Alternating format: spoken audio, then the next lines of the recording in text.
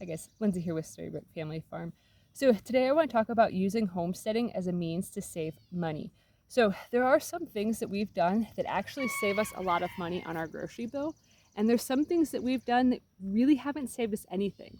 So I'm going to start with some of the things that have not saved us a dime on the grocery bill. That is the goats. Hay is expensive, and goats are notorious for wasting hay. Granted, I'm I am partially lactose intolerant, like mildly and stuff, so it is worth it for me to be able to have a milk product that I can drink and not have, severe stomach upset, like tons and tons of gas and other problems and stuff. To me, it is worth it, but for most people, it would not be worth it. For the small amount of milk that we get with our Nigerian dwarf goats, it wouldn't be worth it for most people. But for me, I really enjoy the goats, so it's worth it for me. But financially, no. The other thing that's not really worth it is to raise chickens for meat. So the big thing that we do that is basically a chicken substitute is we raise meat rabbits. The rabbits are a much, much faster product. They're much easier, and they're honestly cheaper because you can build rabbit tractors and just keep moving them around the grass. It saves you on mowing the grass. It fertilizes your grass for you, making it so that way you have better grass in the long run. They also then, if you have them in cages like you see behind me here, they will drop big piles of manure that you can then spread onto your garden. For that purpose alone, that makes the rabbits much more worth it because you don't have to age it. It doesn't stink like chicken poop does. They're not noisy. They're nice and quiet. You can hide them in your garage in town. We did that.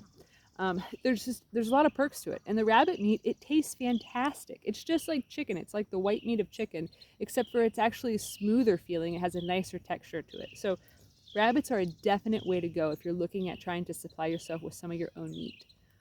One of the things that most people talk about for small homesteads to save a lot of money is quail. I do not recommend quail. We have done quail in the past. We no longer do quail because quail are kind of jerks. We've had a lot of them actually murder each other, like scalp each other out and stuff because they're really not nice creatures. They're kind of crazy. They're never really tameable like chickens are, and they're not really chill. So we also could not find a market to sell extra quail eggs because nobody wants to crack little tiny eggs that are this big. Even though they're cute, even though the speckles on them and stuff are adorable and they usually get a lot of attention when we took them to farmers markets, most people, they would buy them once, never want to touch them again because they're incredibly difficult to crack and they're kind of a pain in the butt even if you use the little quail scissors to cut the eggs open. It's just, I think it's a novelty thing. It's kind of a fad thing that's going to eventually wear out. Plus, it was really a pain in the butt to butcher the quail and to have this teeny tiny micro-sized little bird that was like this big that you then had to, you felt like a giant trying to eat it. It was more hassle than it was worth. The other thing that has saved a lot of money is not raising full-size chickens. So we raise the bantam-sized birds because the eggs are not really that much smaller than the full-size chickens, but they require way less feed, way less inputs, and way less space. They also are better at foraging than the full-size chickens usually are because bantams can kind of fly a little bit. So they do a very good job of cutting down their own feed bill by going off and exploring the property, eating ticks and bugs and grass and that sort of a thing.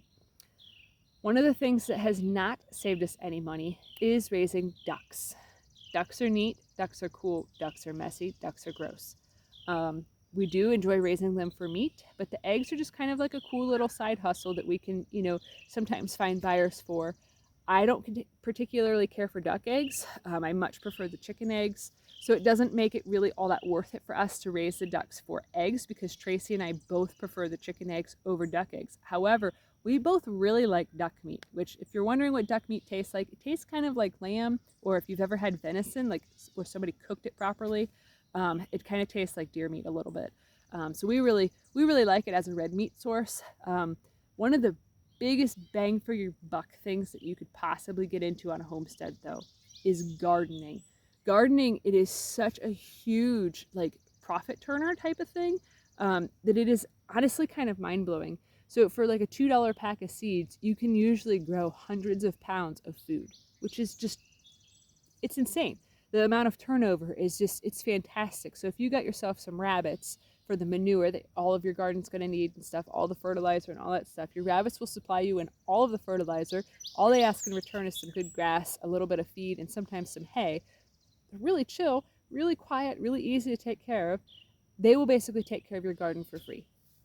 So they will give you all of the manure that your heart could ever desire. So you can make compost tea with it, you can make poo tea, you could just use the manure as a mulch, which is what I usually do. And it definitely helps the garden significantly. It basically makes everything grow like 10 times better than normal. So that's a huge savings. And it also recycles product that you already have going on your homestead.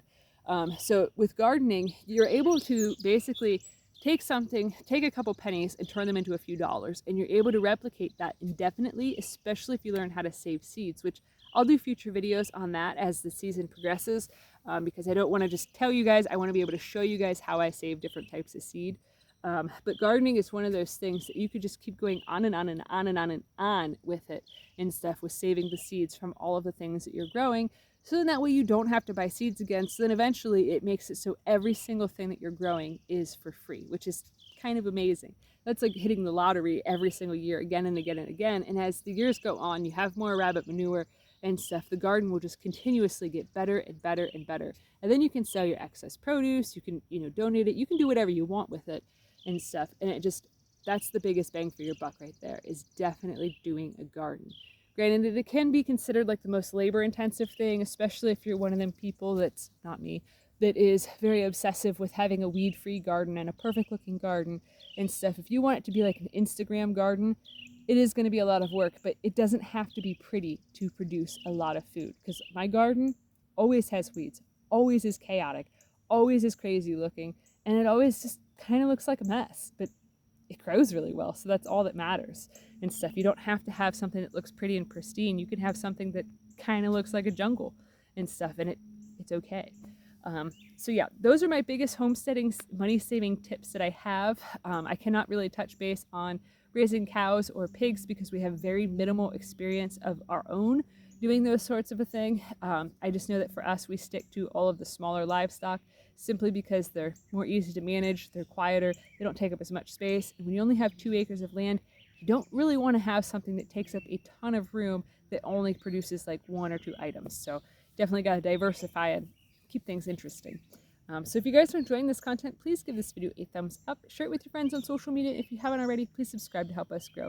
Let me know in the comment section down below what you guys grow that is your big money savers. And if you guys have any questions or anything like that, leave it down in the comment section below. I'd love to answer them for you. All right, thanks for watching. Have a good one, guys.